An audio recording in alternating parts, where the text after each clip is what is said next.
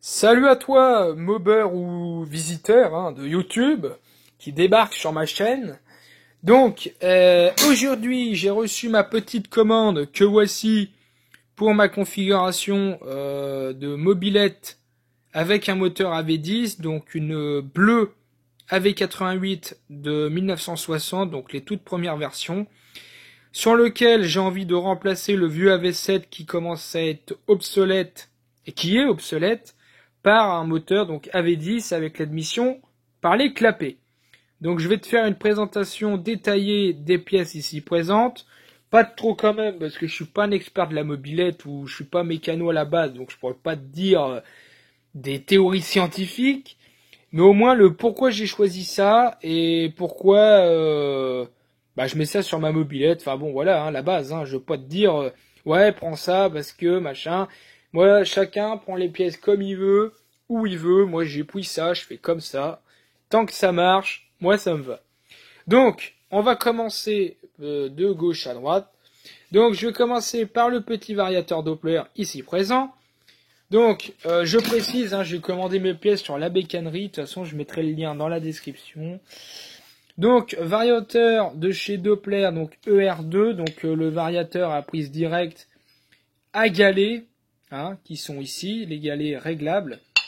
Donc, le variateur, c'est sûr, là que je l'ai dans les mains, il est beaucoup plus léger que le variateur d'origine Motobécane. Donc qui est vraiment d'origine quoi. Et ça c'est le gros problème de Motobécane, c'est-à-dire que ils ont sorti la première AV88 en 1960, et de 1960 jusqu'au dernier MBK 51, ils ont tous eu le variateur habillé de chez Motobécane, donc un truc lourd et devenu obsolète. C'est pourquoi les 103, après je pense qu'ils avaient le variateur à maslot et c'était nettement mieux. Voilà. Donc pour ce variateur là, donc sa plage d'utilisation, attends, hop, c'est un peu graissé, c'est exactement la même que le variateur d'origine, donc plage 200 c'est 10 cm, avec quand même une courroie plus large, mais on verra plus tard, de toute façon je l'ai. C'est sûrement peut-être moins résistant que l'origine, mais en tout cas c'est plus léger. Mais comme c'est pour de la compétition et que c'est sur terrain privé, on va pas s'en servir tous les jours.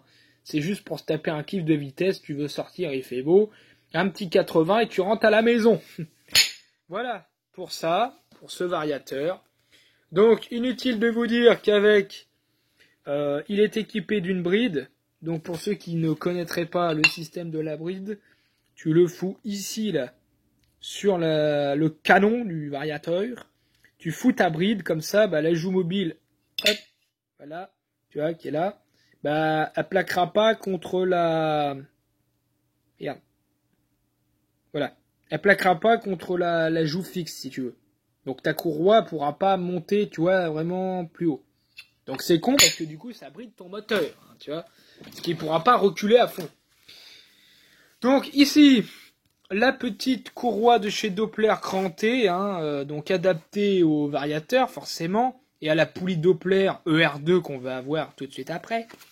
Donc que dire de plus sur cette courroie? Écoute, déjà elle est crantée, donc plus d'accroche au niveau du vario, et puis c'est surtout que elle patine pas quoi. Enfin du moins elle patine moins qu'une courroie lisse. Donc voilà pour la courroie, je peux rien te dire de plus mon ami, si ce n'est qu'elle est crantée et que ça accroche plus. Donc là, la poulie Doppler ER2, parce que j'ai oublié de préciser, mais le variateur il est en prise directe, donc c'est-à-dire qu'il n'y a pas d'embrayage. Tu t'arrêtes, ça cale. C'est marrant quand t'es dans les ronds-points ou les feux rouges. Donc pour contrer cela, tu prends la poulie ER2 de chez Doppler avec son petit embrayage, et là tu es tranquille.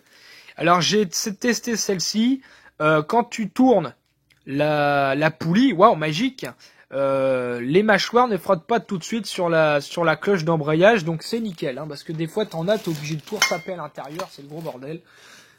Sur la mienne, non. Magnifique, ça c'est nickel.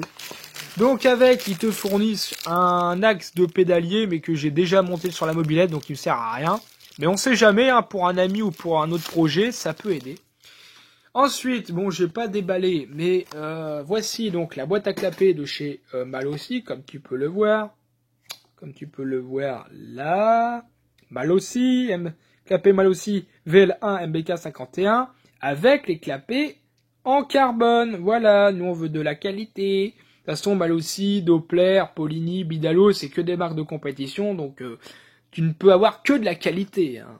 On n'est pas sur du Parmakit ou du Technics ou du Intech, comme on voit sur certains sites de mobilette. Donc bref, pour en revenir au clapet, donc clapet en carbone, donc qui va offrir un mélange très très homogène, donc de air plus essence, hein, le rôle du deux temps. Donc pour atteindre vraiment des performances qui sont optimales. Hein. Il n'y aura pas de mauvais mélange comme on peut avoir sur les moteurs justement à V7, où t'as juste le carbu, la pipe et vas-y que j'envoie quoi, tu vois. Là c'est déjà plus sophistiqué, t'as les clapets. Bref. Donc voilà pour le petit clapet, les clapets Malossi. On va passer au vilo de chez Doppler, pareil, donc vibroquin renforcé, donc avec des masses pleines, hein, parce que nous on aime le haut régime en 50 cm3, mais vibroquin qui est aussi adapté pour les kits 70, donc vraiment là on part sur du lourd, tu vois. Donc d'un côté tu fous le Vario Doppler ER2, que j'ai présenté avant, et de l'autre côté tu mets ton petit allumage Moriyama, donc que j'ai réussi à trouver d'occasion, que je vais installer. Et au bout de ça, bah, tu mets le lanceur Pocket Bite que je devrais avoir la semaine prochaine. Voilà. Hein. Voilà pour ça. Donc la poulie c'est fait. Donc les petites poignées Pro Grip que j'ai achetées sur 50 Factory, je mettrai aussi le lien en description pour remplacer les poignées d'origine qui sont complètement rincées. Voilà. Donc très bonne accroche. Hop, voilà, retourne là-bas. Je sais pas quoi dire de plus. Donc maintenant, on va passer à l'admission, à ce qui alimente le moteur, donc un petit carburateur de l'ortho en 17,5 mm, avec sa petite pipe Malossi que j'ai pas encore reçue coudée, parce que le moteur, tu vois, il va aller comme ça, il va basculer comme ça, mais tu vois, le problème, c'est que t'as le clapet, là, enfin, t'as le cornet, hein, et ben, ce cornet, à un moment donné, il va forcément buter dans le cadre, parce qu'à la base, V88 premier modèle, c'est pas fait pour la V10, donc ça risque de coincer. Donc pour contrer ça, bah tu fous la pipe coudée et là ton carbu, yes, il bascule comme ça, tu vois, comme une horloge. Et là c'est bon. Donc ensuite nous avons les carters moteurs de chez je sais plus qui là, le chinois du coin du bled, je sais pas où.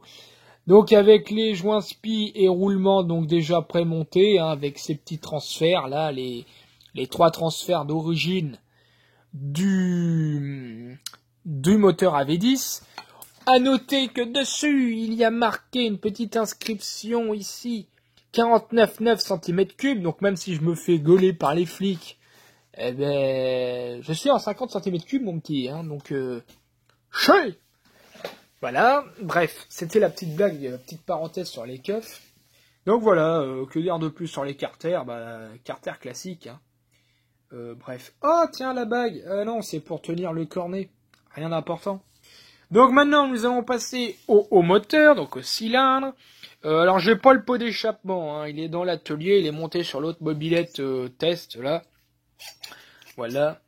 Donc, dans un premier temps, je vais te parler des cylindres.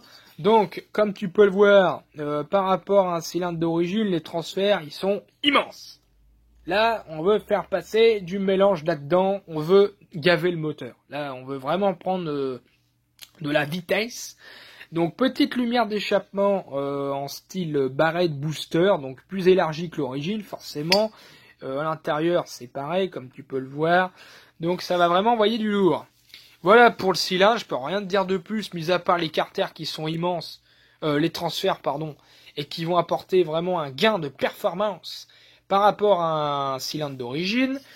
Ici, nous avons donc la culasse prévue, donc c'est un kit MVT, hein, je précise, j'ai reçu le kit comme ça, avec sa culasse haute compression, tu vois là pour le puits de bougie, d'ailleurs, c'est une bougie à culot long, qui est prévue à cet effet.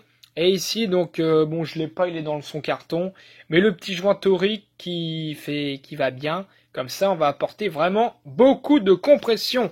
À noter d'ailleurs, tu vois, qu'il n'y a pas de décompresseur. Donc tu es obligé d'investir dans un système à kick ou de lanceur dit Pocket Bite bike, pardon. Donc les lanceurs de tronçonneuses. Hein. Donc ça dénaturalise un peu la mobilette. Mais bon, déjà, quand t'as un moteur à V10, avec tout ça dessus, là, avec le petit vario compète, la poulie, un pot Kenji là à pompe, le carbut 17.5 avec son cornet sur le côté, bah déjà, tu sens que le mec, il a pas le moteur d'origine, quoi. Hein. Donc après, je verrai comment ça se passe une fois tout monté, hein, tout ça. Normalement, je dois bosser ça ce week-end. Mais voilà, je vous présenterai tout ça parce que j'ai pas tout reçu. Normalement, vendredi, je reçois la pipe d'admission pour le monsieur là, les pneus et c'est tout. Voilà, hein, pour le moment, c'est déjà pas mal. Le temps d'installer les pneus, d'installer le moteur, parce que la petite technique, alors je vais le dire, hein, la technique de Coco, c'est tu prends tes deux petits carters là. T'as de la chance, c'est prémonté, les roulements et les joints spi. Tu fous ça 5 minutes ou 10 comme tu veux dans le four à 100 degrés. Ça, tu prends des moufles. Une fois que c'est bien chaud, là, tu prends les petits gants de cuisine, là. Tu les poses. Hein. Et ensuite, ton vilebrequin, tu le fous 1 heure avant dans le congélo. Tu le sors. Paf, tu l'emboîtes dans les carters. Et là, miracle, ça va s'emboîter comme par magie. C'est... la magie de la dilatation, on appelle ça. Donc voilà, une fois que tout est emboîté, tu fous tes goujons, tu mets ton kit visserie qui est dans le carton que j'ai pas la peine de vous présenter, tu fous ton gros kit cylindre alu MVT, ton petit carbut 17.5 ici, et puis après, bah tu emboîtes ça, le variateur, et l'allumage Moriyama d'occasion que j'ai sur une mobilette test. Voilà, donc que je vais démonter, que je vais remettre sur ce moteur, et ainsi de suite. Donc voilà pour la petite config moteur. Donc si vous avez des questions, n'hésitez pas à me les poser dans les commentaires. Alors comme je vais vous le répéter sans arrêt, je n'éprouve aucune modestie, donc c'est-à-dire que chacun fait ce qu'il veut. Moi je mets ça, même si ça entre guillemets doit coûter cher, bah c'est pas grave, ça ne regarde que moi. Moi ça me plaît de mettre du Doppler, du Malossi et du MVT Rice dans mon moteur, et ben ça ne regarde que moi. Mais si jamais vous voulez des conseils par rapport à cette configuration ou après les tests, hein, parce que tu vois là, par exemple, j'ai les galets donc de chez Doppler, mais il va bien falloir que je les installe dans le Vario et que j'aille faire les essais sur route, hein, pour bien déterminer quel poids de galet il me faut dans le bordel. Hein. Donc tout ça, de toute façon, je ferai les essais. Même pour le carburateur, régler la vis de richesse d'air qui est ici, la vis de ralenti, le gicleur principal, normalement c'est un gicleur de 82. Donc voilà, hein, faut vraiment que je règle aux petits oignons la mobilette, quoi. Hein. Faut pas que ça broute au démarrage, et une fois que je suis en accélération, faut pas que j'ai un trou, parce que sinon c'est de la merde. Faut bien que je règle. Mais ça, je verrai ça plus tard. Du moins quand je monterai le moteur. Mais voilà, j'éprouve aucune modestie, mais si jamais vous voulez des petits conseils, des petites techniques, bah pas de souci, je suis dispo. Donc voilà pour cette config moteur, donc j'espère que cette vidéo vous a plu, n'hésitez pas à vous abonner à ma chaîne YouTube si ça vous fait plaisir, hein, ou pas, peu importe. Et bah on se retrouve ce week-end pour le montage de tout ça, voilà, parce que j'aurai les pneus à faire, bah du coup le pédalier à mettre avec la chaîne qui va bien, voilà. Tout ça, puis après le moteur. Donc je serai sûrement accompagné d'un ami, s'il est dispo. Mais sinon, bah, je ferai ça solo. Hein. Voilà, donc passez une excellente fin de soirée. Et moi, je vous dis à la prochaine pour d'autres vidéos sur les mobilettes. Ciao les amis!